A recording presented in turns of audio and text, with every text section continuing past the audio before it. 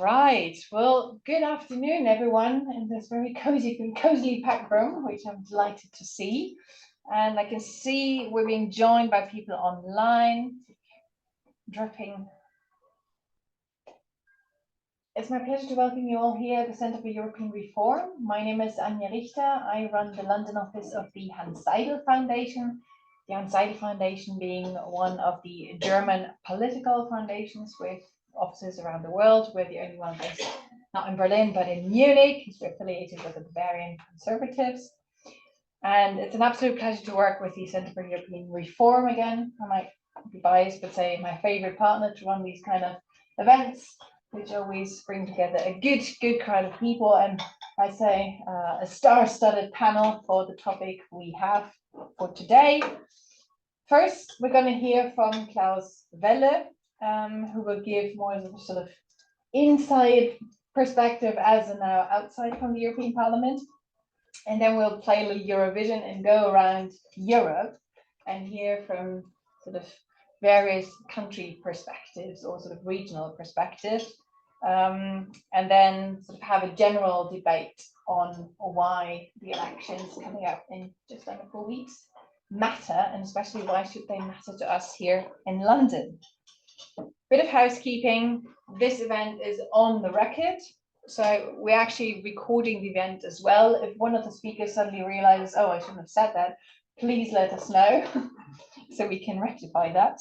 And afterwards, during the Q&A session in the room, if you just sort of make yourself known, or otherwise online, there's a chat function, or you can raise your hand there as well. Now, without further ado, I'm going to just briefly introduce Klaus Welle, who I think for those even remotely interested in EU politics and institutions shouldn't need an introduction, but I'm going to do it anyways. He was, of course, between 2009 and 22, the European Parliament Secretary General, with a very clear idea about the institutional role of the Parliament in the power game in Brussels. He expanded the Parliament's authority, I think it's fair to say that, especially vis-a-vis the European Commission and other institutions, and was also influential in developing the Spitzenkandidaten concept. Before that, he served as head cabinet for the president of the European Parliament, Hans-Gert Pöttering at the time, and he was also the first Director General for internal policies at the European Parliament. And before that, he was Secretary General of the European People's Party, or then later the EPP, European Democrats Group, where for at least a while he succeeded in keeping the British MEPs in our group, but also opened it to other conservative forces and groups. He now serves as the chair of the Wilfried Martens Center's Academic Council, so basically the Seidel Foundation's EPP equivalent in Brussels, and has also several guest and visiting professorships, including here at the LSE, helping a wider audience making sense of European Parliament and broader EU politics. So I couldn't imagine anyone better to answer that question we put to all of you today. Why do the European Parliament elections matter? Over to you, Klaus. Okay, thank you very much. Tough job, because I was told I have to do it in 7 minutes, but okay, I think that's our common trait over here. So my first remark would be that increasingly European citizens are not asking that question. We had last time, 2019, participation up 8 percentage points, which is 20%. And I don't dare to believe the current opinion polling, but if one were to believe the current opinion polling, people saying likely or very likely to vote is 10% higher than 5 years ago. Not saying that it will be 10% higher, but the indications are positive. And why is it like this? I think personalization helps Spitzenkandidaten. Secondly, the populist parties, especially on the right, but not only, are getting non-voters out of their non-voting status. And thirdly, 20 years ago, one could say, okay, the European Union deals with highly interesting questions, but rather for experts, doesn't touch my private life, can't say that with Ukraine, can't say that with COVID anymore, can't say that with climate change. So something fundamental has changed. why is the European Parliament playing a key role in this? I would argue that nowadays the agenda for the next 5 years, the agenda setting is common collective action. You basically have to combine the obsessions of the Commission President, and von der Leyen would go for something different than Mitsotakis. Von der Leyen would go for defense, von der Leyen would go for climate change. Would Mitsotakis have the same thing, even if it's the same family? Maybe not. Secondly, the strategic guidelines of the European Council, even though they're quite general. Because they are so general, President Macron has already, sent his own message, what he's expecting. But thirdly, every candidate has to come to the European Parliament. His own family has maximum 25% of the votes. So you want to go to 50% plus one, you have to talk about program, people, and institutional relations. Program means you want green votes, give us assurance of a meaningful Green Deal too.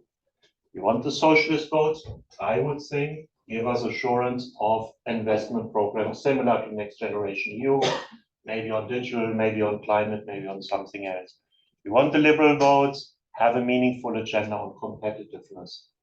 You want your own EPP votes, treat agriculture correctly, do something on European defense. So it's a negotiation on what should be on the agenda in the next 5 years. Secondly, who are going to be the key persons? Last time, Mr. Timmermans was surely negotiated in before the vote to get climate change and some freedom of maneuver so that he could, let's say, follow that agenda down in detail. And last time, Parliament got de facto, through an assurance of the President of the European Commission, the right of legislative initiative. Because the Commission President promised that if Parliament passes a legislative own initiative report with a qualified majority, the Commission is going to propose that legislation. So that's why also Parliament and Parliament composition matters. And in what kind of Parliament are we going to be, and what are the consequences? We are going to be in a Parliament where the stabilizing center is further shrinking. If I say stabilizing center, I say EPP, Socialists, Liberals. You can also say Renew, it's more digestible in France. Stabilizing center is further shrinking, probably 20, 25 seats less. And that's raising the question, can that stabilizing center still assure the election of the Commission President with qualified majority? That means you need to have a cohesion of 90% plus. If last time is an indicator where the majority of the Commission President was, dependent how you calculate, 8 or 9, the answer has to be no. So that's raising the question, how can that stabilizing center be enlarged? Two possibilities: can be enlarged to the Greens, who did not vote the last 4 Commission presidents. They didn't vote von der Leyen, even though she proposed the Green Deal. They didn't vote Jean-Claude Juncker, even though he was the most left-leaning possible Christian Democrat. They didn't vote Barroso II, they didn't vote Barroso I. So if you're looking at the Greens, they would need to break with their practice the last 4 Commission presidents around and contribute to stabilizing the center of the system. The other possibility to enlarge the center is what I would call the constructive right. It's a little bit, I don't have the time to explain, but I differentiate between the anti-system right, who tries to destroy the system. That's for me Le Pen, that's for me AfD, that's Lams Belang, that's Wilders. But from my point of view, that's not Giorgia Meloni, that's not ODS, and that's not the NBA. So there's about 35 additional votes. So if the stabilizing center needs to enlarge, into which direction? The Greens will play a key role here. Because if they are ready to enlarge the stabilizing center, it will be one direction for the next 5 years. If they are not ready to enlarge the stabilizing center, it might be another direction for the next 5 years. So I believe the Greens play a very important role. So second point, when you look at the outcome of this current legislature, you can still see that the super grand coalition, EPP Socialist Liberal, has been dominating nearly in 2/3% of the cases. That's the standard majority. But there was also an outside possibility for what's called a progressive majority from the Liberals to the Communist group or left group. And there was also an outside possibility for a majority on the right, more, I think, negative than positive, avoiding certain climate change measures and so on, especially when German liberals, for example, joined and some other liberals joined. The consequence of this outcome of the election, if opinion polls prove right, that means a loss of between 30 and 40 seats in the space of the Liberals and the Greens, could be that the so-called progressive majority becomes more difficult. And that was the majority that pushed through some of the more contested votes on climate change. So that could be a political outcome. Of course, we are discussing why should you go to vote. If you want the one outcome, you have to vote like this. If you want the other outcome, you have to vote in a different way. So content-wise, what do I expect? Very short. A discussion about Green Deal 2.0. Targets for reduction is simple. Finding 800 billion euros to finance it, much more difficult. So where's the money coming from? From national governments who are already at their limits, at least if I speak about the German one. Probably not. All privately financed? Probably not. So there will be pressure on the EU system to discuss next generation EU2. Problem, last time the governments promised to have own resources, including a calendar, they never delivered. They never deliver. Second problem, no parliamentary oversight by the European Parliament. So the debt is going to the EU balance sheet, but the parliamentary control is not given, and that's a problem that would need to be addressed. Second issue, I think, defense, European defense. I've been coordinating in the Martens Center a paper on European defense, 10 steps, called the European Defense Pyramid. This issue will be anyhow important. If President Trump should be getting elected in the United States, it will take a completely different dimension. And thirdly, competitiveness and growth. Why? Because digital will cost a lot of money. Decarbonization will cost a lot of money. Demography will start to cost a lot of money. Defense will start to cost a lot of money. So where is the money coming from if our debt levels are already at 90% debt to GDP? Better than in UK, 100% debt to GDP. Better than in the United States, more than 100% debt to GDP. But still, the answer cannot simply be debt. And I think that's the logic why Draghi and Enrico Letta have been asked to work on the topic. Well, thank you very much for setting that scene. It's already given me lots of food for thought. But we're now going to go to Paris, to Catherine Fieschi, who's a fellow at the Robert Schuman Center of, excuse me, the European University Institute in Florence. But she's a long-standing advisor to French political leaders and campaigns and an expert on populism, including her book Populocracy. I did prepare for that, but it still traps me up. But also other contemporary forms of societal mobilization in general, and specifically extremism. She wrote her PhD in 2000 on the rise of the French far right, and we've just heard Le Pen is one of the significant factors in this election, so still timely, if not more so now. She's a well-respected academic across Europe and has served as director of the Demos think tank, and then as research director of the British Council, until founding a think tank Counterpoint, which provides insights on how to manage new forms of social and political risk, drawing attention to the social and cultural dynamics. So over to you, Catherine. Tell us what's happening in France. Who's Monsieur Bardella? Should we care? Great, thank you very much. I guess I want to do this as a slight two-parter.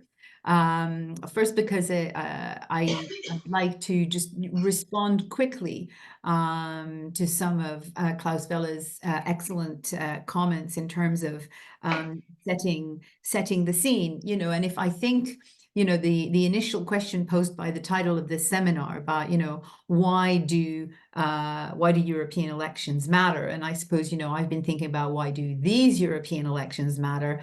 There's two things that need to be said. One is that it's so true that people are paying attention to these elections in ways that they previously probably were not even 5 years ago, and and certainly 10 years ago. I mean, one quite funny symptom, I think, is the fact that I am being invited to European election parties on June 9th, which is not something that usually happens around European elections. That's generally reserved for other kinds of elections. So I think it's interesting. I think it's interesting that, in all the polls and surveys that we see, there seems to be, despite, a complete lack of recognition, by a majority of voters in terms of the positives of the EU, in terms of COVID, in terms of, its reaction to the Russian aggression of Ukraine, despite the fact that very few voters recognize the positive role of Europe in that respect. Nevertheless, there is a demand for more Europe. So I think that, this is something that is heartening, even though it does mean that we need to look more carefully, I think, at what is becoming, a kind of a complexification, if you like, of people's sentiments about being European and belonging to Europe. I think that's really interesting. Secondly, I wanted to say that in terms of the balance in the European Parliament, I mean, what we are going to see is definitely an increase in the nationalist conservative right, the ECR group as it stands right now. No one really knows what's going to happen to it after the elections, and the identity and democracy group, which are further to the right and even more Eurosceptic than and less constructive in brackets than ECR. We're going to see probably a rise from about 18% of the current seats they hold to about 25% of the seats in the European Parliament. Now, I think it's just very important for 1 minute to pause again, referring back to some of what Klaus Welle opened with. It's really important to pause about and think about what this means for the balance in the European Parliament, right? And it's true that to some extent we have found ourselves, certainly in the last year, particularly with Meloni's presence on the European stage, with an ECR that has seemed more constructive. I think being constructive in that respect is definitely, very much self-serving in Meloni's part. So I think we have seen this, and I don't think we should anticipate, the kind of tidal wave or, a kind of huge falling over and disequilibrium tilting to the right. But I'm probably less sanguine about the effects of this shift in majority than Klaus Welle is, because I really do think that, what we will see are more nationalist, more sovereignist forces, more represented in the European Parliament. I think that this is, whether or not Giorgia Meloni actually is able to realize a fantasy of, recreating the Italian coalition, at the European Parliament level. I don't think that can happen. There isn't enough synergies between these parties. But nevertheless, I think, we should anticipate a more nationalist conservative tilt in this European Parliament at a time when actually I think that Europe can ill afford it. And the second part of that, and this connects, quite quite directly to France, but not only to France. And that is that the results of these elections are going to have domestic consequences, right? They're going to further embolden parties like Marine Le Pen's, which is definitely, regardless of whether or not ECR is constructive, we know that ID really is not constructive. I think this is going to embolden them. I think it's going to further legitimize them. The fact that in so many countries, parties on the nationalist right or far right are going to come first or second is going to have domestic consequences. So not just on the European Parliament, but ultimately through domestic consequences on the European Council. And I think that, this is where we connect, more directly to France. If we look at the polling in France, Macron's presidential majority, his list for Renaissance, is polling at 17%. And that's actually because they've gone up a couple of points, right? Whereas Jordan Bardella's Rassemblement National list is polling at 32%.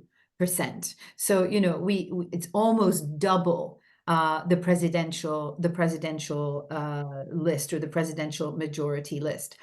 I think that this is going to have profound consequences for Macron's domestic standing, but also consequences for his standing at the European level.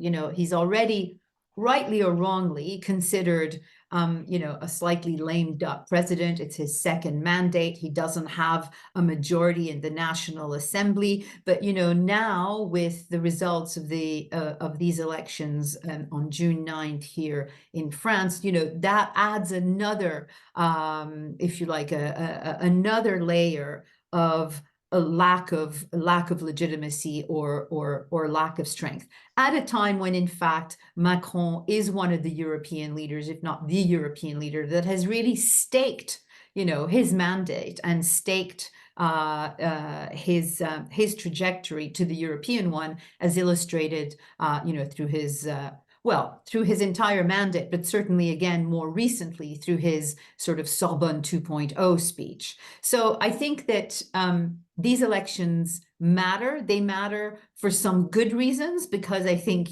people are regardless of what they say in polls, noticing the impact of the European Union, understanding that these institutions are reshaping their political contexts, and sometimes they don't like it, but they realize the power that they wield. But I think, also they matter for negative reasons, because they are going to send a message, I think, of a more inward-looking set of member states, and potentially, a more inward-looking Europe at a time when, in fact, it should be, it is called upon to be outward-looking.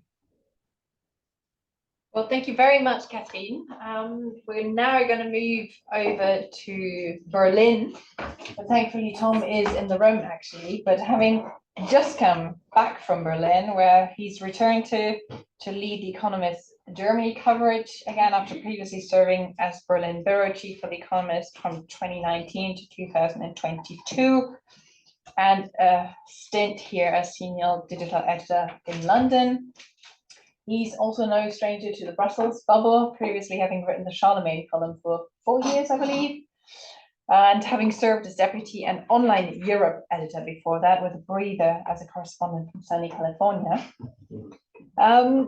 Tell us about the German malaise, as you've called it now. And we've just heard Macron has staked his mandate on being Europe's leader. We knew Ms. Merkel as the leader of Europe. What about Mr. Scholz? Yeah, thank you. She asked provocatively. I think the laughter in the room says it all, really, on that front. So I'm going to, in contrast to Klaus, Welle and Catherine, I'm going to focus largely on the domestic aspects of this. Although just a brief point, following on from what Catherine was saying about the potential domestic consequences and further down the line on the European Council. We are looking potentially at a European Council that has not only Giorgia Meloni, Viktor Orban, but possibly Kikel as Chancellor of Austria. We don't know who the next Dutch Prime Minister is going to be, but it's obviously going to be somebody close to Geert Wilders. This is a body that works by consensus, is clearly going to become a lot more, has already become a lot harder to organise. And I mean, I don't know if Klaus, you have any views on this. People in Brussels tell me they're already seeing that some files that might previously have been shunted to the European Council are now being handled at the Council of Ministers, so that they don't have to handle this, the complicated array of personalities that they have at the European Council level. Anyway, on the German front, I just got back from 3 weeks in Berlin, and my sense, at least in Germany, is that these elections are not especially being regarded through a European prism, but through a domestic one. And the reason for that is that, as I'm sure a lot of people in this room know, the German three-party coalition is not in a good way, to put it mildly. It's fraying at the seams, it's arguing about everything, the disputes are increasingly out in the open. It's harder and harder for people to understand why these parties are working together in the first place. And the European elections are going to be the first, I think, of a series of events this year that are going to strain this coalition further. We know that all three parties in the ample coalition are going to do badly. There is going to be a question of just how badly they will do, and I think one thing to watch will be whether the Social Democrats fall behind the AfD. They're sort of neck and neck in the polls at the moment. The AfD has been hit by a wave of scandals, including yet another one this morning. I noticed actually, by the way, that despite all the gloom and doom surrounding Macron, if the 17% figure that you mentioned, Catherine, is correct, he's on course to do better than Olaf Scholz in this European election. So, well, that's one thing to watch. Possibly a more interesting thing to watch, maybe not right for now, but for its consequences later in the year and next, is the emergence of this new party, the Bündnis-Sarah Wagenknecht party. As probably most people in this room know, this is a new party set up by a former leader of Die Linke, a hard left MP, who is now sort of trying to put the horseshoe theory of political science into practice by taking a very tough line on migration, on wokery, and a strongly pro-Russian line, while pursuing some fairly sort of hard left policies on kind of socioeconomic issues. This party was formally founded at the start of this year. This is the first proper test of this party. And it'd be intriguing to see not only how well they do, but who they take votes from. Are they able to take some of the votes from the far right as well as the far left? If they do that, that will set them up for the real event later this year. And this is the second of the three big tests that the German government is facing in general, which are these elections in September in 3 of the eastern states. The AfD will do very well in those, we know that. The Wagenknecht party is set up to do pretty well in those. This is going to hugely complicate what was already a very tricky kind of political configuration, the arithmetic of setting up governments in these state assemblies. Particular challenge for the CDU, where Friedrich Merz will have to balance the national priority of maintaining the file with the AfD, with the demand from lots of his cadres on the ground in these states to break the firewall. They're sick of working with the Greens or the SPD or whoever else it might be. They don't understand why they're not able to work with the AfD. So that's interesting to watch the Wagenknecht party there. It's also a huge test for the coalition. The third big test, possibly the toughest, I think, is a war over the budget for 2025. I mean, I won't go into this in too much detail because it's not directly relevant to the theme of this discussion. But one thing that was made very, very clear to me by members of all parties and some ministers is that this is going to be an absolute humdinger, this battle. You'll remember the Constitutional Court ruling last November that scuppered the 2024 budget. To get around the Schuldenbremse, the debt break, the government had sought to do this sort of conjuring trick where they moved unused money from a COVID fund to their climate transformation fund. The judges said no, blew everything up. They had to do 17 billion euros of cuts. Now they have to find 25 billion euros of more cuts under worse political circumstances, with the lowest hanging fruit already having been plucked. So this is going to be really, really difficult some people in Berlin were telling me they think this could even collapse the coalition. I think that's unlikely, but the fact that people are even countenancing this idea tells you just how rough things are over there. So a couple of points on Germany and European issues. I think the domestic distractions is probably not strong enough a word, but just the grimness of the mood and the inability of the coalition partners to work together is going to make Germany's ability to provide any sort of leadership in Europe, which this room is already scoffing at, even more difficult. We all know that the Germans and the French have an even worse relationship than usual. This is not just about Scholz and Macron, although they clearly don't get on. Look at the dispute over what are probably going to be a coming set of tariffs that the Commission will slap on Chinese EVs. Macron fully in line with von der Leyen, German Commission President, on this. The Germans foursquare against it. The role that the FDP inside the smallest coalition partner is playing as a spoiler, not only in German politics, but in European politics, I know is a huge source of frustration to a lot of people inside Brussels.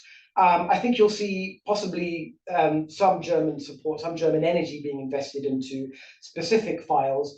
I was surprised actually to see just how interested people seem to be in reviving the Capital Markets Union file in Germany. That, in my days in Brussels, which is 10 years ago now, this was getting nowhere. Now there appears to be at least a fresh sense of energy behind it. Whether they'll be able to break the logjam is another question. The banking union, the final leg of that, we'll see. Olaf Scholz has started to talk about that again. And I do think that you'll get a degree of support. This is perhaps an exception on the domestic front in Germany to the rule of sort of disquiet and discord over everything. And that's on defense and security and support for Ukraine. The special fund that was set up to transform the Bundeswehr a couple of years ago, the 100 billion fund that got its 2/3 majority in the Bundestag. Some people think we're going to get a second one of those next year before the election. And that, if this is in America, you call this bipartisan, it's multi-partisan because it's Germany, the CDU would get behind it. There does seem to have been a genuine shift here. I assume that this would mean that there'll be a positive attitude towards some of the defense and security issues that you were talking about in the next mandate of the Parliament and the Commission. But I do think that that's probably an exception. I think that's probably where I'll end it, actually. Yeah, happy to take any questions. Well, thank you very much. Dankeschön. And we're now going to go to Rome, although I think Nathalie is actually in France at the moment. Florence, in Florence. Okay, Florence. Okay, so you are in Italy.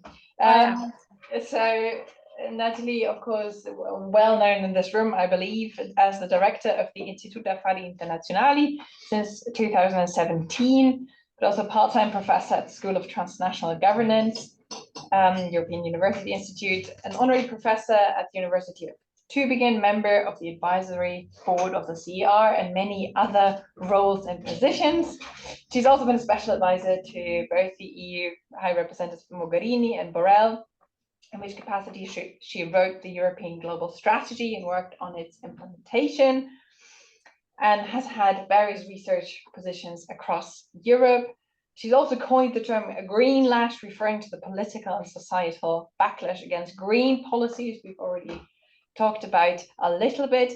We've actually talked quite a lot about Italy already, but maybe Nathalie, you want to pick up on that and maybe also the impact of the European Parliament elections on foreign policy in general. Great, well, thank you so much. And indeed, I'll sort of weave Italy into my remarks. Firstly, let me perhaps just start off with a very brief premise, which I think is very interesting, a point that Klaus was making right at the outset, which I think kind of points to a contradiction, which is fascinating. So on the one hand, as he was saying, indeed, we expect more people to vote than, we ever have had. And I think alongside this, there is a growing recognition that issues that are dealt with at European level matter.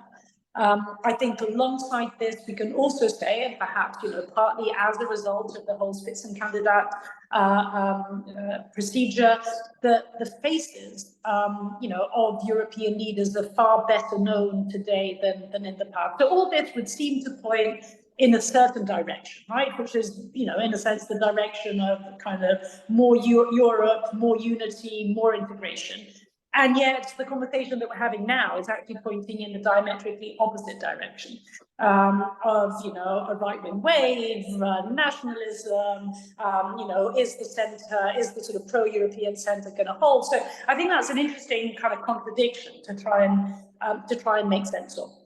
I think in terms of the expectation of a growing presence of the nationalist right in the European Parliament, it's probably again worth reflecting a little bit about what this sort of what is it exactly that we're talking about. I mean, if we expect a rise, then we're obviously doing so because we have certain parameters in our head, and I think it's kind of worth clarifying what those parameters are. I mean, I think sort of in a sense, if we take the 2024 election compared to the 2019 election, I think what was interesting about these two moments is that whereas in 2019, we were on the downhill trend, there had already been a first nationalist populist wave, say 2014, 2015, 2016. And actually by the time we get to 17, 18, it kind of peaks and then starts going down, right? And so in a sense, the right did do well, actually, in those elections. But because the trend was a downward trend, it wasn't as alarming in a sense as it feels now, right? So now it feels more alarming because it feels like we're on that upward trend once again, which really started going up. I think it went down, 2018, 19, 2021, and then it started picking up again, really over the last couple of years, and perhaps really over the last year and a half. So I think there's a question that has to do with the moment, which conditions the way in which we think about this issue, and also perhaps may explain why we tend to an extent, exaggerate it, right? Now, I don't mean to say that it's not going to happen, and I think, as Klaus was rightly saying, we can expect there to be an increase compared to 2019. However, I think this obviously sort of is, plays out more in some countries than in others. And perhaps here, let me make a couple of Italy-related remarks. Actually, I think that the Italy effect on this right-wing surge is going to be a net negative, meaning a net positive, right? Meaning a good thing. What I mean by this is that in the 2019 elections, the League, that as we know is in ID, had actually got 36% of the votes. And another, I mean, not hard right, but certainly Eurosceptic left, although it doesn't belong to a particular group, i.e. the Five Star Movement, had basically come second with about 32%, right? So the vast majority, the Italy, a large member state had contributed, had been out of the, in a sense, traditional pro-European majority. Now, I don't take Klaus's view on the constructive right, and I'll come back to this in a moment, but just to simply finish off that thought, today in Italy, Meloni is polling, if she's going to be really lucky, she's going to almost touch 30%. Probably she's not going to get to that level. She's now polling at around 27%. But let's say for the sake of argument, she gets 30%. That's still 6% lower than what another, even harder right party got back in 2019.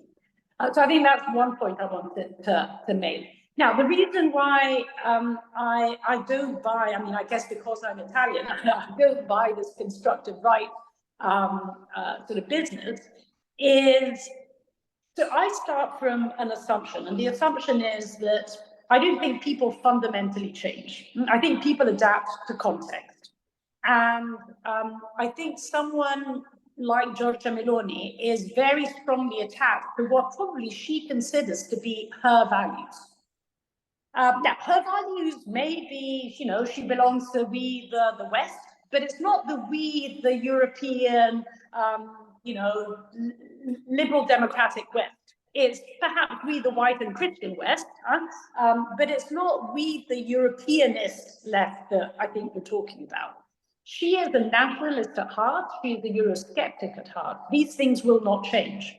And in fact, you know, one only needs to listen to what she says when she speaks in Italy to realize that it's a fundamentally different tune to the one that she's been playing when she's outside the country. Now, you know, if you are not, you know, entirely done, you adapt to context, right? And so if the context, if the international context is more constraining, then you have, in a sense, less leeway to express yourself, yeah. But and in a sense, you know, sort of someone like her, she came to power when Joe Biden was sitting in Washington, when, you know, there was we were at the height of the energy crisis unleashed by Russia's invasion of Ukraine. She didn't have many friends in other European capitals, and the ones that she did, like Viktor Orban, were, you know, sort of slightly unsavory characters and kind of, you know, a little bit sort of political pariahs in Brussels. So unless you're completely dumb, you adapt to that context. It doesn't mean that you fundamentally change what you want and what you believe in. And so given half a chance to express herself more fully, trust me, she will take it. So I think we have to be extremely wary about thinking that there can be a fundamental change, particularly when certain political ideas are very, very strongly held. So that's as far as Meloni herself is concerned. I think then there is a wider point, which has to do with her, but obviously not only with her, with that group. You know, I mean, peace is in that group. You know, I think there will be a very, I mean, Orban may enter that group, but I think the Orban problem is perhaps less of a problem of today, because in a sense you can get around the Orban problem by letting him in after the vote on the next Commission president. But it will be an interesting choice, the one that she makes concerning her own group, because I've got no doubt that she would be quite willing, for instance, to vote in favor of a second term for Ursula von der Leyen. But if she were to go that way, she would probably end up splitting her group. So I think it would be interesting. On the one hand, she would obviously wield more influence by voting in favor of the next Commission president. On the other hand, in the sense of quote unquote price to be paid, if she were to go in that direction, would be that of splitting her own group. So I think that would be an interesting sort of one to watch. However, all this said, let me just kind of put Italy to one side and perhaps kind of reconnect to the content points that were made. And I agree very much with Klaus on this one. I would actually almost say that regardless of the results of the European Parliament elections, I would say 3 priorities of the next political institutional cycle will be defense and geoeconomics. I mean, both in terms of in a sense, internal market, competitiveness, funding, industrial policy, so everything that falls in that box. And thirdly, enlargement. And in a sense, you know, I wouldn't have difficulty in imagining that a more right-leaning European Parliament and European Council could, you know, very easily sign off on that agenda. The snag is, I think, the snag that Klaus was pointing to. All of these things, if you think about defense, if you think about in sort of industrial policy, competitiveness, single market, if you think about enlargement to the extent that there is an enlargement reform nexus, all of them require a very significant uptick in more Europe, more integration. whether this means more funding at EU level, whether this means reforms at EU level in order to make, decision making, for instance, more attuned to a more enlarged EU. So whatever it is that we're looking at, it requires a very significant step forward. And so although we may end up in a situation in which there isn't a dramatically different political makeup of the European Parliament. Yes, perhaps a bit more of a right-wing tilt, but nothing dramatically different. Maybe, plus or minus that pro-European majority is going to hold. Mind you, perhaps just another footnote that goes back to Italy on 2019. 2019, as Klaus was saying, Ursula von der Leyen got through with, 8-9 votes. The Five-Star Movement voted in favor. So, you could well imagine, right? Maybe Meloni's party will vote in favor, but that's really neither here nor there in terms of what the overall majority of the European Parliament will look like. So even if there isn't something dramatic, but there is something that is a little bit more hard right, a little bit more Eurosceptic than one we have today, given the very significant strides forward that have to be made, given that external context that we're facing, that's where I think the major difficulty is. So, looking at the politics in and of itself, I wouldn't be dramatically worried. What worries me very much is that even a politics that is a little bit worse, doesn't have to be a lot worse, but a little bit worse than what it is now, is vastly insufficient and inadequate to face the enormous challenges in policy terms that we will have to be facing. Well, thank you very much. Picking up on those points that have been previously made as well, sort of following that thread. And now, last but not least, we hear from Ali Gateva, who's a lecturer in EU politics at Oxford and has had previous academic posts in Manchester at Queen Mary's here, and York and Nottingham.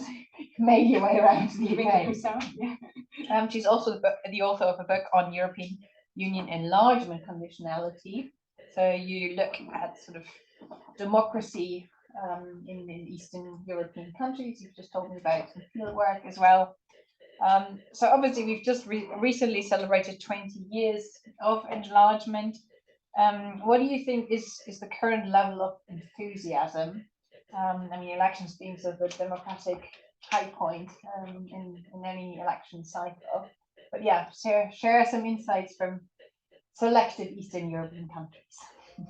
Okay, thank you for this kind introduction. I would also like to make a few broader points. It's very difficult. We recently had a conference on rethinking Europe's East-West divide, 2 decades since the Big Bang enlargement.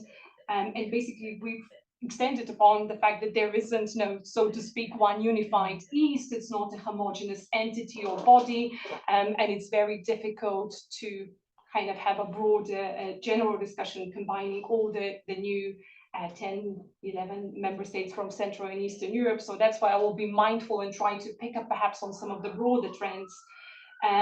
So in terms of levels of enthusiasm, I think it's very much varied, and it's not unlike what we have heard about developments in some of the older Western European member states. I think the key point is that domestic constraints and complications are distracting some of the Eastern European leaders from thinking about how they contribute or how they can shape the future of European process in terms of European integration. And I think it's notable also from the discussions and the points that we've had before that ultimately we have Macron positioning himself as a strong pro-European leader.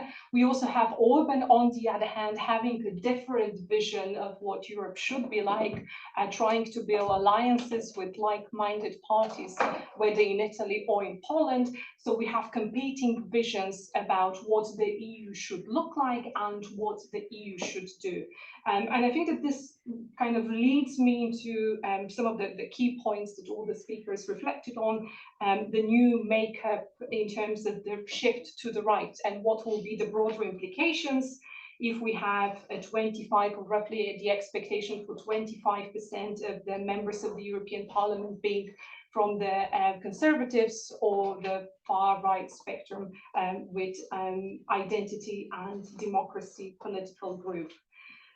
And I think I mean, even though we say 25% is not a substantial or dramatic increase, I think it's important to reflect on their power to shape the agenda. It's not just about the numbers or the alliances, and I think here the key role it will be actually with the EPP to decide whether they would like to build closer alliances to the right, or whether they will consider what they will extend and promise and offer to the parties to the left and to the Green and to the Liberals.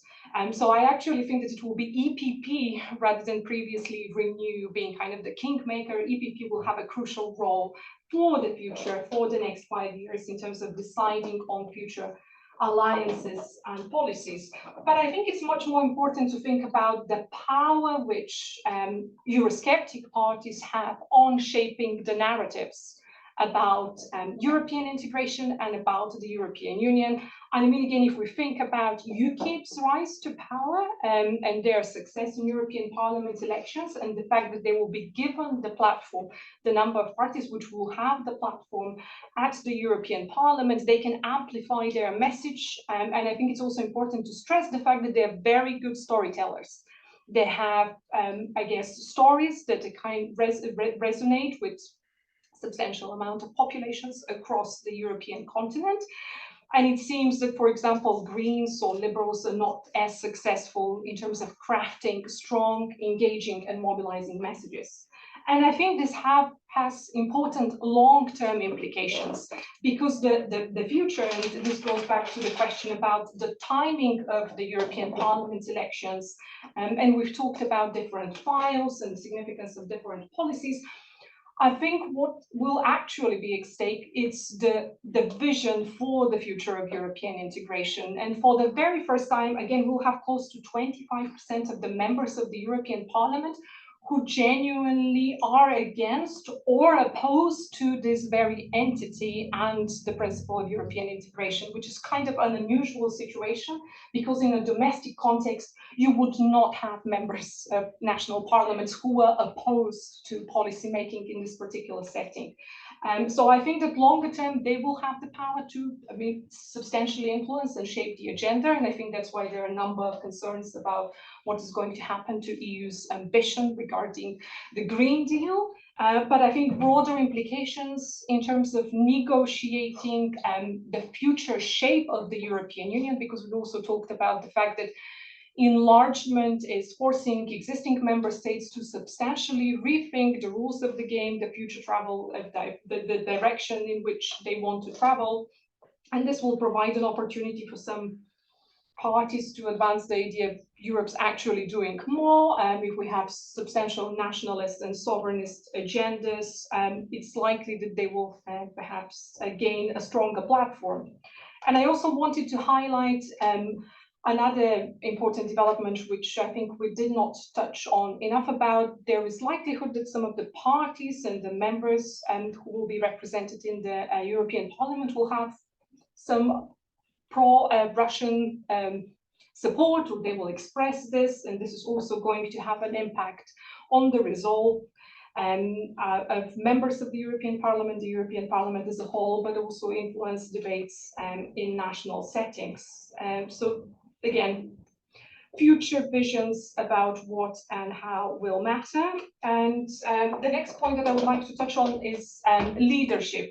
I think perhaps here we can discern a slight Eastern dimension in terms of basically what we have witnessed is the member states from Central and Eastern Europe continue to be underrepresented regarding top positions and high-ranking positions. So I think that here there is, and there is sense in some of the member states, I think particularly the Baltic member states, feel very much that their voice has not been properly listened to. Some of them feel that there is a sense of frustration, that when Central and Eastern Europeans have provided solutions, their voice has not necessarily been taken into account. So I think on this front, there will be hopes that there will be an important shift. And I think that this will benefit in the longer term the strength of the Union. It's important to have this kind of broader representation of voices, but also voices and visions having the opportunity to shape, again, EU's broader agenda. Given the challenges which both France and Germany are facing, I think it's actually crucial to have input from a wider range of member states. And I think Poland is another member state that they feel that they have punched below their weight. And now maybe with the new government, they will have a broader and a stronger ability to shape and influence EU's agenda. And then I wanted to talk, I mean, understandably, again, leadership, this also has important implications for policy and policy making. And we have heard, and I think that there is general understanding that defense and enlargement will be some of the key portfolios in the new commission. So who will be in charge will definitely matter and lead. And I wanted to, again, elaborate a little bit more on the significance of enlargement, because there needs to be the question of when and how this is likely or going to happen. And we talk about the price of doing things, but I think it's also to reflect on the price of not doing things. And that this provides another opportunity when we say what will be the cost of this, what will be the cost of that. I think the EU is paying the price for neglecting the Western Balkans and the Eastern Partnership. And there has been a strategic mistake to neglect this region, and rarely these calculations have been taken into account. So given the strong, again, the expectations for a very much nationalist government, a national in the European Parliament, and some developments, including the Netherlands, where it's likely to be high levels of opposition towards further enlargement, I think it will be very important to see what will be the kind of signals that members of the European Parliament, members of the European Commission will send to this part of Europe. Yeah, so I think that ultimately we will have questions about the balance of power and who will have the opportunity to shape the agenda and provide solutions and define what are some of the key pressing problems that Europe is facing. Right. Well, as I'm battling my coughing fit at the moment, I'll invite all of you to ask questions so I don't have to speak. Gather your thoughts, raise your hand, and then please quickly just introduce yourself, ask your question, and say if it is directed to a specific person. In the meantime, Pascal Lamy already got in with his first question. So just going to ask him briefly, or ask my colleague Jordan to unmute him and ask his question. Pascal? Yeah, I'm unmuted. No, I have a question for Klaus. Best ever specialist of parliamentary combinations. Klaus, does it matter whether Renew or ECR becomes the third group? Respond.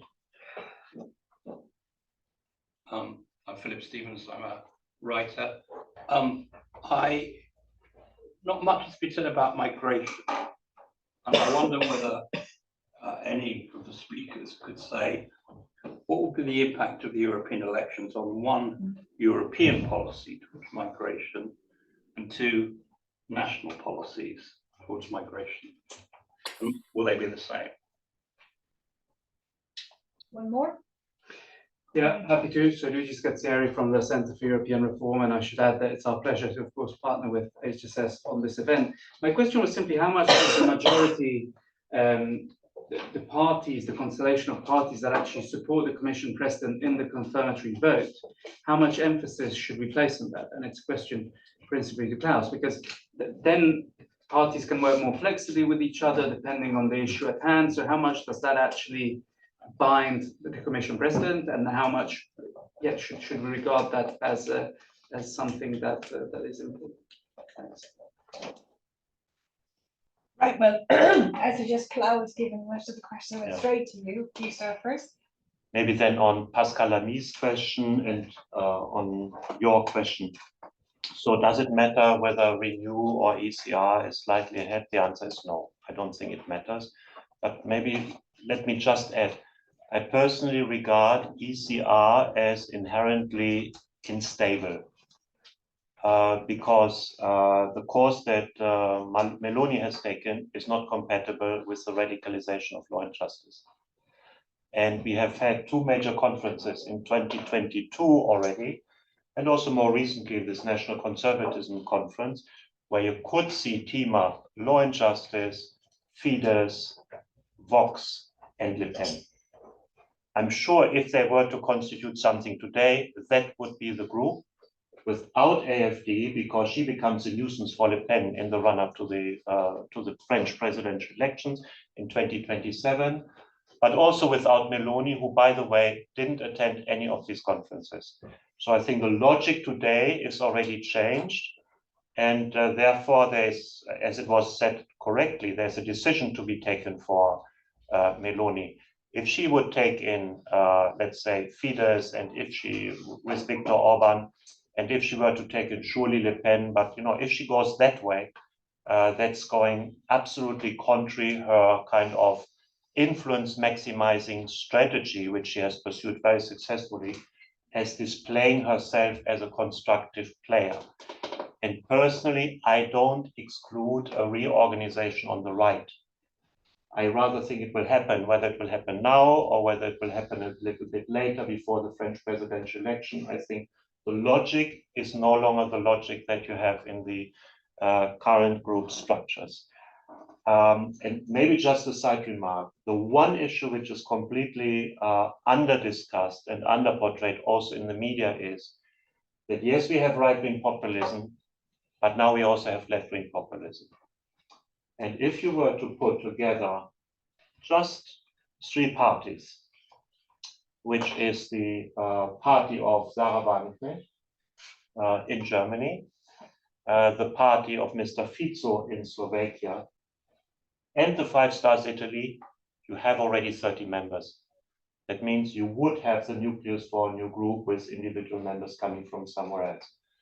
I'm not saying this is going to happen, but it could happen. So one thing which is under-discussed is that after we have seen the organization of right-wing populism, all the ingredients are now there to also have left-wing populism. And what do they have together? What do they have together and what do they have in common? A combination of the national and a promise to protect through closure. That's why I call these parties social nationalist parties, which is also, by the way, their growth driving factor. And you can get there from the left, and you can get there from the right. The second question was on Migration. No, not migration, but The composition of the majority and the degree. yeah. For me, this is the defining moment of this legislature. The Greens can decide for the 5th time in a row not to have to stabilize the system, but then they are defining themselves also as a non-system stabilizing party. I don't want to use the word system opposition. And you cannot hope to not contribute in establishing the executive and then be in the center of the policies that are conducted over the next 5 years. So that's why I said the center has been shrinking. It probably will need to be enlarged. It can be enlarged to the Greens. It could be enlarged to what I've been calling the constructive right. And I think that's a defining moment for this legislature. Oh, yeah.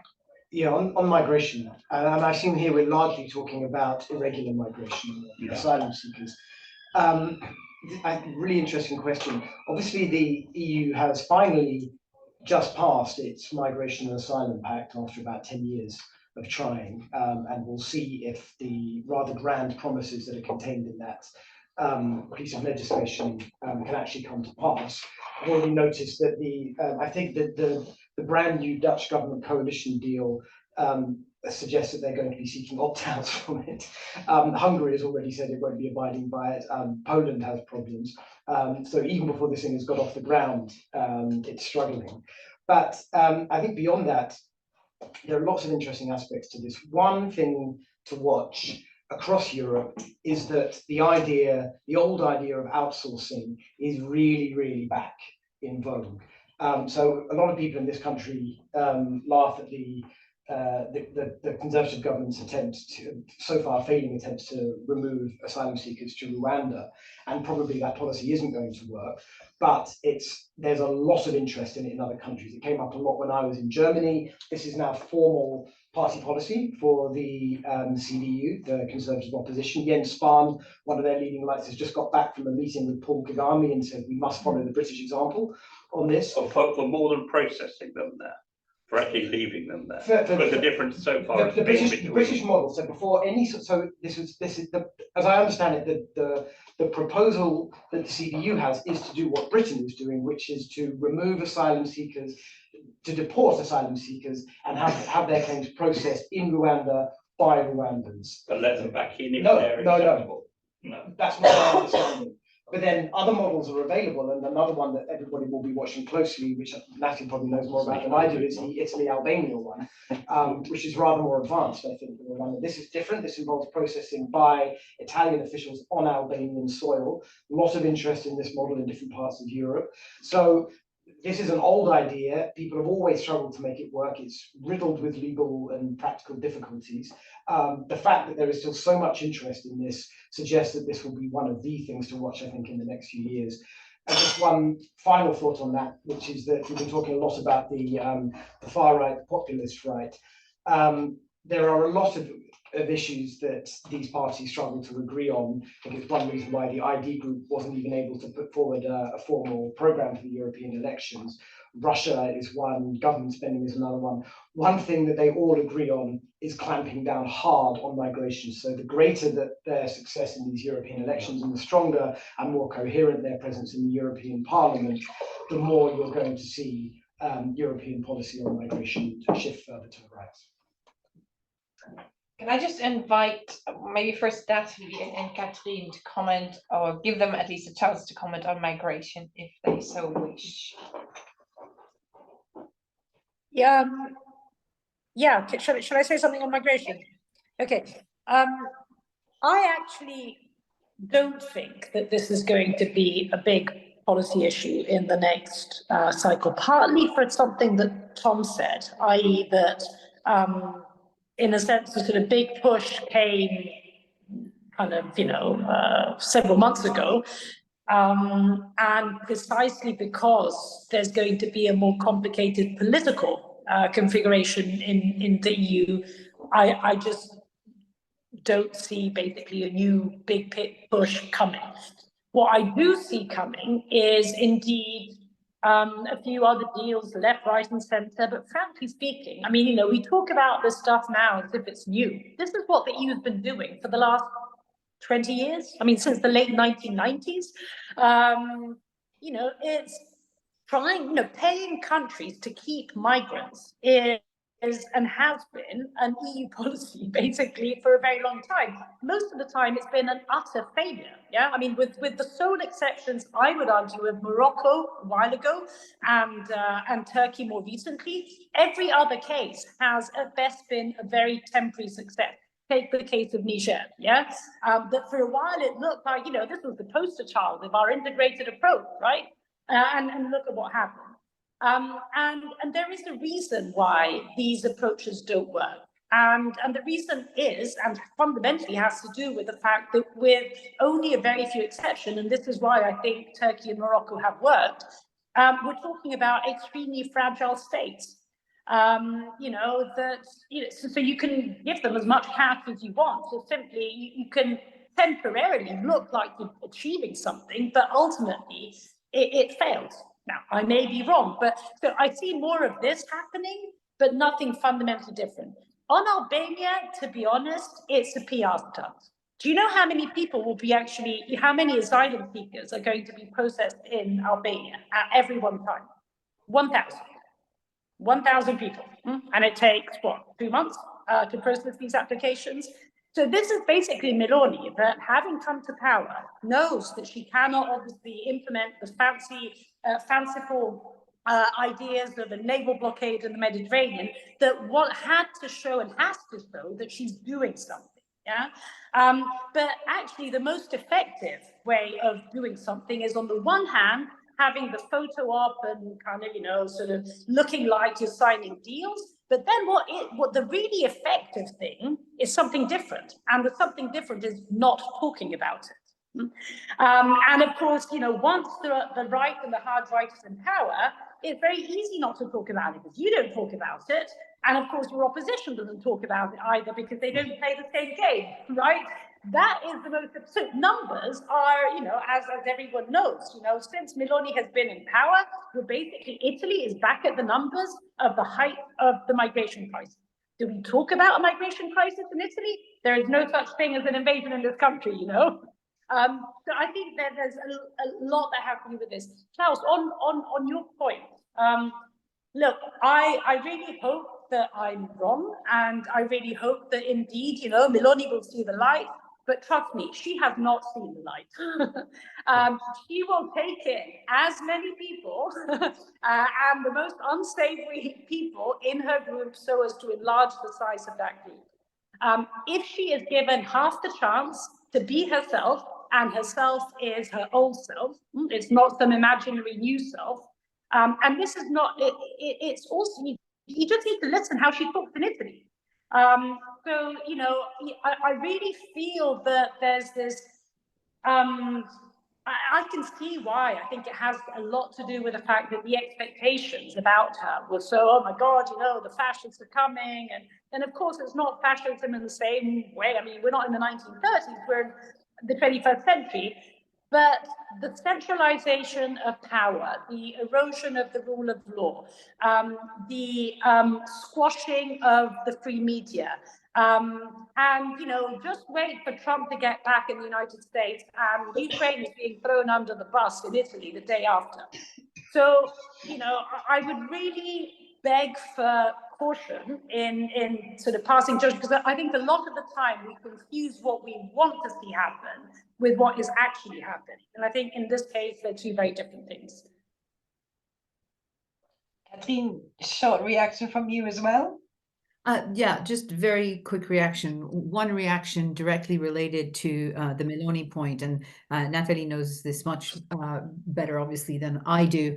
First of all, to agree with her about, how unreconstructed she actually is if you listen to what she says domestically. But also the fact that I don't think that it's, I don't actually think it's very useful to think of her as either constructive or unreconstructed. The fact is that, she's been very clever, I think, in building herself out as a bridge, right? As a bridge, in terms of negotiating with Orban, but also as a bridge with, the EPP and von der Leyen. I think, she may very well do that, if not pivot completely, if Trump were to be reelected. But I do think that in a sense, her path to the kind of power she wants is that kind of negotiation. It doesn't mean, I think, that she's reconstructed or any different ideologically. I just think that, she can see how she can pull it off. And just very quickly on the immigration issue, I think it's important also to say that aside from the European package that has gone through, a number of countries have pushed through some quite far-reaching laws, right? So in December, France pushed through an immigration law, which was very controversial in terms of the way that it went through. But because it went through with the support of, the MPs from the Rassemblement National in the National Assembly, in a sense, this was kind of infamy for a government proposed law. On the other hand, what it did was actually allow the RN to claim that they had scored a victory on this. So this kind of victory, however symbolic, because to be fair, the law is controversial, it's not particularly far reaching. It's deeply unsavory, but it's nowhere near as bad as the Rassemblement National would have liked it to be. But I think that the French have tackled this at the domestic level. I believe the Germans to some extent have tackled this at the domestic level. So there has been a lining up of ducks, in advance of these European elections, and of course in advance of other domestic elections, that I think has taken the wind out of those sails a little bit. Thank you. I can see that Raphael Bear has been sort of raising his hand patiently, although digitally. So I'm gonna ask him first to get his question. Hi there. Yeah, I'll try and be quick. So Raphael Bear from The Guardian. I'd be interested to hear from anyone really on the panel about the exact composition of a more pro-Russian constituency in the new parliament. I mean, there are lots of different flavors of pro-Russian that you can get. You know, there's a sort of old Ostpolitik, there's a radical left, sort of the old non-aligned tendency. There's ultra-nationalism that's sort of ideological. There's just straight up kind of commercial capture and corruption. And it makes a big difference whether that is expressing a kind of ideological tendency that's actually coming up in a grassroots way from a European electorate, or a kind of political sabotage that's operating in the European Parliament directed from the Kremlin. Those are, you know, and it can all be mixed up together. So is there a way of sort of disaggregating or understanding what the character of a more pro-Russian tendency will actually be? Thank you. Felix. Yeah, Felix Stain, Berlin Global Advisors, based here in London, running their business here in the UK. I find it quite ironic that we're discussing this in London, which no longer is participating in these elections. And I wonder what the next parliamentary composition will be in terms of the mood towards the UK. Tom, you mentioned migration and how Jens Spahn defended the British model. But during party conference of the CDU, which I attended, Klaus Merz himself also alluded to maybe it was wrong to have not engaged with Cameron more and have potentially given more to him. Is there a mood in terms of the new MPs or the new composition, and also within the council, in particular from Central Eastern Europe, the Baltics and Scandinavia, to engage more with the UK again? Okay, one more, yeah. Yes, thank you. Kasia Glod, European Leadership Network. I was wondering, since both Nathalie and Ellie have mentioned the enlargement as one of the big issues, whether you could unpack a bit what the trajectories could be under the new makeup of the parliament. Great. Should we start with enlargement first then, Ellie? Do you want to?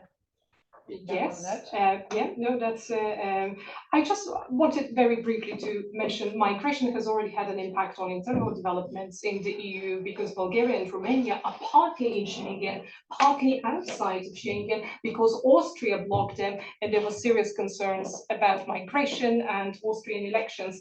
So I think that this will be an issue that will going to have a continuous impact, but I want to link that back to enlargement, because the extent to which migration has become basically another word for enlargement, has important implications for how different governments will feel about advancing further with the expansion of the European Union.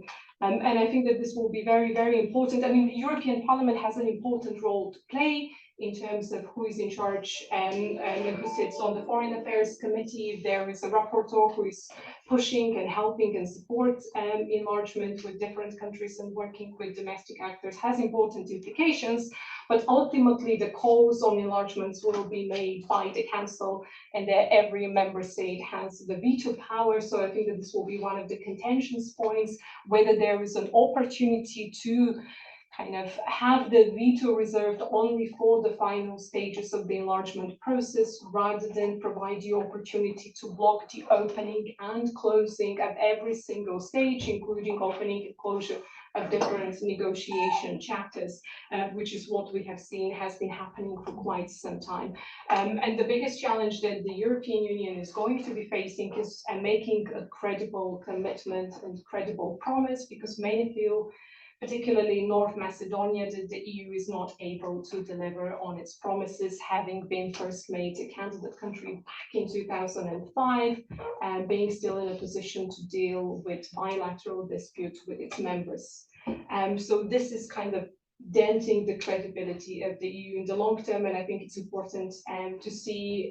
My understanding is that the DG NEAR, well, it's interesting to see whether there will be a name rebranding exercise, because I remember when it became European neighborhood and enlargement negotiations rather than DG enlargement, which was again a symbolic step taken. And in 2014, we have Jean-Claude Juncker first message coming in as a commission president back then, saying that there will be no further enlargement in the next 5 years. So messaging towards the region, including the Western Balkans and Ukraine, is going to be very important.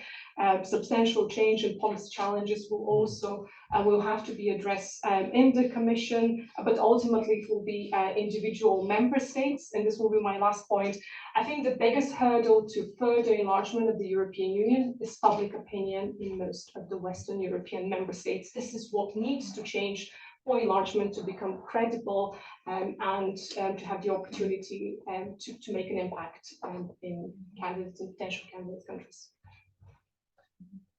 Tom, we spoke about AFD capture already and the malign influence by Russia. Do you want to comment on that? Sort of the Wagenknecht AFD Russian influence? Yeah, I mean, it's a really good question, and frankly, I don't really know what the answer is at a European level. Will people still vote for them? Is the question. Well, I mean, in a German context, my sense is that for an AFD today, it was the guy who's second on the list for the European Parliament elections, who is now under formal investigation from prosecutors for taking money from a Ukrainian pro-Russian oligarch. And he supposedly was caught on tape complaining that the money they were giving him was the denominations of the notes were too high. He couldn't spend his 500 euro notes in petrol stations and shops. I should say that he denies this. My sense is that for the sorts of people who are going to vote for these parties anyway, or rather the people who would be annoyed or put off by that sort of thing, we're never going to vote for these parties anyway. That's not quite where the question was going. I think the question was more about to what extent might we see some sort of meaningful, coherent pro-Russian bloc inside the European Parliament, given that the backgrounds and motivations of the people who might be put under that umbrella vary so much. I'd be interested to know if other people have an answer to that question. I think it's a good question. It's why I'd be skeptical that you might see some sort of meaningful, coherent bloc rather than a group of people who might, either in the parliament or through national governments, whatever, act as spoilers for this or that policy. I mean, Nathalie, in terms of sort of foreign policy, sort of more pro-Russian influence towards Ukraine, maybe. Do you think there will be any change, or will it matter? I think Tom's actually right. I don't think that we will see something that is more overtly pro-Russian or more overtly anti-Russian, for that matter. I think this is going to play out more through the policy areas. And to the extent that there is in a sense, pro-anti-Russia cleavage within different policy areas. I mean, we were talking about migration, for example. Yeah, I mean, it's very clear how Russia has been playing the migration card in the EU. So I think, civil rights. So I think, on issues in the sense that overlap, in a sense, with the Russia cleavage, I think that's really where we're going to be seeing, in a sense, eventually a sort of more pro-Russia line emerging rather than explicitly by being pro-Russia or anti-Ukraine, for example. I know you've got to run, so Catherine, I'll give you the chance briefly. Sorry, last point. No, I just wanted to make a quick point on this idea of the kind of pro-Russian front. I mean, one of the things that's really interesting around this is that, there's the obvious pro-Russian, taking money from oligarchs and siding with Putin. And then, there's the weaker kind of, not necessarily pro-Russian, but more pacifist, anti-war kind of soft underbelly of that, was once, I think, earlier in 2022 more easily manipulatable than it is now as the war runs on. But what's really interesting is that a party, for example, like the Rassemblement National in France, who is very, I mean, their ties to Russia, the ties to Putin, the ties to Russian banks, all of this is very explicit. And in fact, Marine Le Pen, has made a big song and dance about the fact that she's repaid her loan, to the party's loan to the Russian bank, kind of clearing up her mess, ahead of the 2027 campaign. But, despite the fact that they have obviously been pro-Putin and pro-Russian, the party's voters and the party supporters aren't. Right, and this is one of the really interesting, points that comes out in all this. Comes out in the surveys. The voters are actually much more prone to saying, fine, some troops on the ground if necessary, or, majority of them are in favor of financial support, of sending arms, to Ukraine and so on and so forth. So there's a huge split between where the party has historically stood with Marine Le Pen and where the voters are, which, makes me doubt that there's going to be any kind of groundswell grassroots support for this. And I thank you all, and I'm very sorry that I have to go. Thank you. Thank you so much for joining us, and we're going to wrap up now and give Klaus the famous last words on either the topics already been commented on, but also the question: will the new parliament be kinder towards the UK? No. No, because the parliament has never been unkind. I mean, I was involved for years, if not decades, in negotiations with British Conservatives about concessions. And it was the only moment in time where I made my own group leader, Hans-Gert Pöttering, very, very angry with me when I suggested a final package of concessions, and he grudgingly signed them. So everybody has really gone to the maximum of what was reasonable. And the problem was, whatever concessions you made, it never stabilized the situation beyond 2-3 years. And that's why at the end of the day, those negotiations where Friedrich Merz made reference to, the UK had lost all credibility. Nobody around the table believed that a final step would then stabilize the situation. Would have been concessions, and after those concessions, another round of concessions would have been asked. So I don't think there will be more kindness, but I nevertheless believe that the period of angriness and bitterness is over, both in Brussels and here, and that already the current government, I think, is no longer believing in regulatory deviation. At least these 3,000 additional acts, seem to have been kind of forgotten. And I believe at the latest with the next government, which is probably a Labour government, people will be thinking again of regulatory alignment. The question is, does it find a fixed form? Probably not the wordings that have been used up to now. But the key problem of the Labour government will be how to produce growth without debt, because debt we have enough. So where's that growth going to come from? And the most obvious way to reproduce growth is to realign, at least partially, with the European Union. That might not happen immediately, but I think the pressures will grow. So I expect a realignment to come rather from Britain. I think the two areas for the moment have been identified could be first. One is the veterinary, and the other one is security and defense, where we have objectively very similar interest as a kind of easy start. But I think the tide has turned. And maybe one word on enlargement. I believe that the whole debate on treaty change is not leading into the right direction. Yes, I love treaty change, but it's not really the point. And it gives a lot of leverage to every single member in the European Council, which maybe is not a great idea.